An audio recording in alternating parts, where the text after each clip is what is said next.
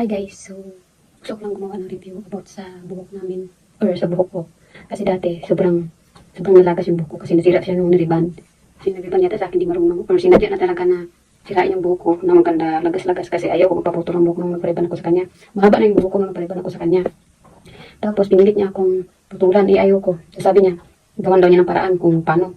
So yun, binabad niya sa sobrang tapang na gamot, di ko alam kung ano yun. Basta, hindi pa napaplansya yung buhok. Baga, binababad pa lang. Nasugat na yung anit ko. Sobrang sakit. Tapos yun, 3 months lang yata. Nagtaka yung mga tao. Kala nila nagpagupit ako kasi yung buhok ko na hanggang lugod siya. After 3 months, naging hanggang dito na lang siya, hanggang baywang. So, kala ng mga tao nagpagupit ako, which is alam nila na hindi ako nagpapagupit ng buhok. So, ayun na nga, nag-research ako kung ano yung pwedeng mga hair remedies, natural lang. And, may nakita ako doon na bayabas. So, yung sa kanila naman, yung paggamit nila ng bayabas, spray lang and twice a week lang yun. So, ang ginawa namin, dahil ang dami namang bayabas sa amin, yung ginawa namin ng kapatid ko, naglalagay kami sa isang malaking kaldero. Tapos, nilalagay namin yung tubig ng bayabas na pinaglagaan namin sa batya o kaya sa mga tupperware na malalaki. Tapos, doon nilulublog namin yung buhok namin para na kami talagang naligo. Kasi yung iba, spray lang talaga. Sa amin, mabilisan eh. Tsaka wala kami spray at the time. So, yung ginawa namin, nilalagay namin sa tupperware na malaki o kaya sa batya para doon namin ilublog yung buhok namin. So, ayun, nakapansin ko ilang buwan, parang humaba yung buhok ko. Yun yung sa kapatid ko talaga, as in, very effective sa kanya kasi hindi siya dati nagsali-sali dun sa mga riban-riban na yun o kaya mga relax. Tapos, yung buhok niya mahirap talaga pahabain. As in, yung hanggang dito lang talaga siya. Tapos, basta, ang nipis ng buhok niya na ang hirap pahabain. So, ayun, nung gumamit kami, nakapansin na namin ng mahaba na yung buhok. Pero dati, nung unang gamit namin, mas mahaba talaga yung buhok ko sa kanya. Tapos, yun na nga, parang, pero hindi naman nalayo yung buhok niya sa akin. Tapos siguro after mga 6 months, mga ganyan, 7 months, pataas, ayun na, napansin na namin na mahaba yung buhok namin and wala na siya yung kumakapal. So, ayun. Kaya lang, nangyari, natigil ko yung paggamit ng buhok, ng bayabas, nung pumunta ako ng Maynila.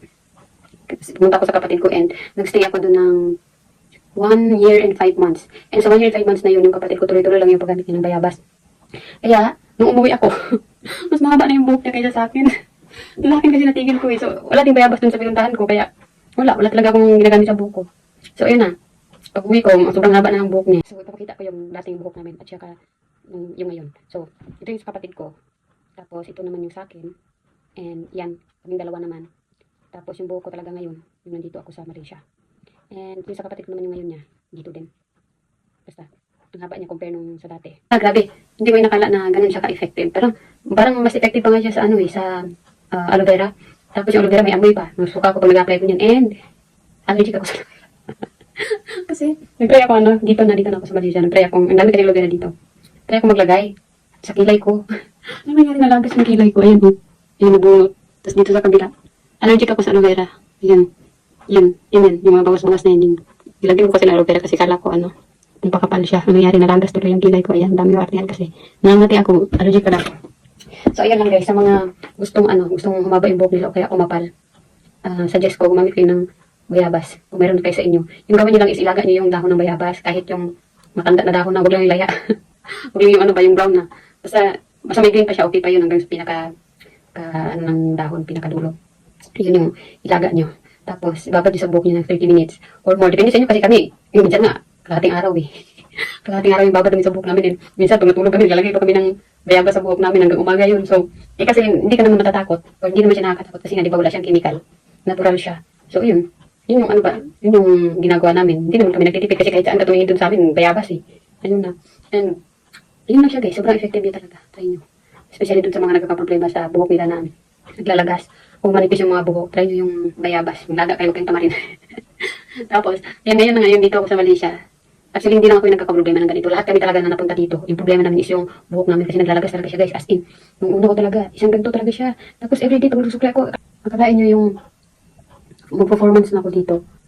Tapos ganun, kada suklay ko, halos isang ganito ko yung buhok na nalalagas.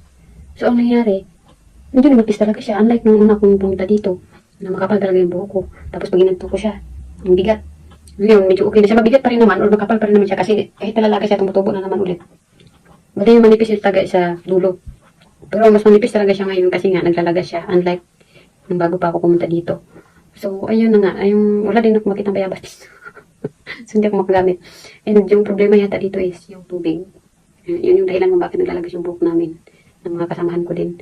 So, yun na nga. Pagbalik ko ng Pinas, saka na ulit ako gagamit ng bayabas kasi wala mo na bayabas dito. So, ayun na guys. Sana nakatulong. Bye.